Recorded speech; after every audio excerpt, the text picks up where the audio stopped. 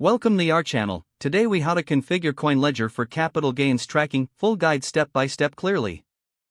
To configure CoinLedger for capital gains tracking, start by visiting the CoinLedger website. Create an account if you don't already have one. Once logged in, navigate to the dashboard. Look for the Import section on the left-hand menu. Select your preferred import method. You can choose to upload a CSV file or connect your exchange directly. If uploading a CSV, prepare your transaction data in the required format. Download a sample CSV from the CoinLedger site if needed. Once you have your CSV ready, click on Upload CSV and select your file. If connecting your exchange, follow the prompts to authenticate your account. Once the import is complete, review the imported transactions for accuracy. Next, navigate to the Transactions tab to view your transaction history. Here, you can edit any transactions that may need adjustment. Make sure to categorize each transaction correctly.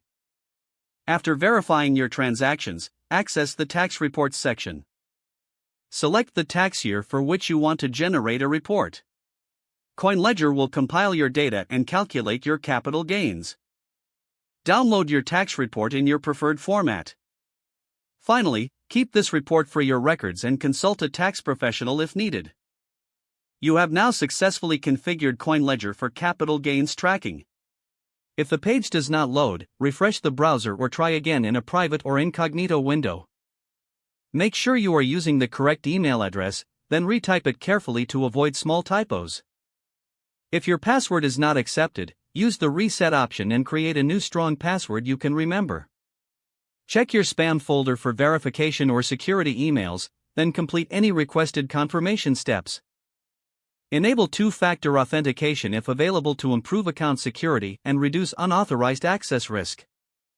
After signing in, review your profile details so your contact information and settings are accurate and current. If you see an error message, note it down and try again after restarting your device and internet connection. Log out when you finish, especially on shared devices, to keep your account and payment information secure. Don't forget to like this video and subscribe to our channel for more step-by-step tech guides.